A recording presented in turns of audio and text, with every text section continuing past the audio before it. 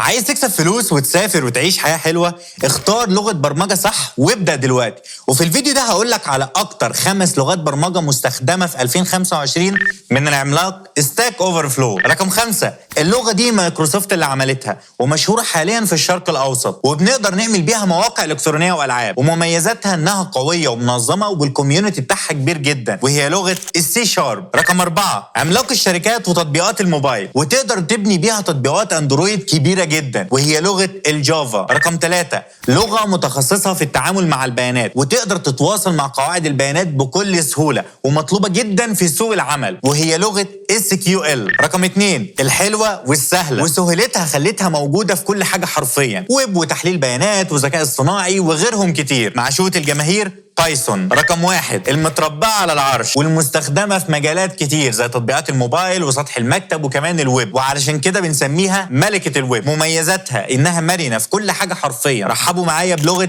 الجافا سكريبت. وفي النهاية حدد التخصص بتاعك، اتعلم لغة البرمجة المناسبة في التخصص، وطبق كل يوم وما تستسلمش. لايك وفولو وتحول لمبرمج.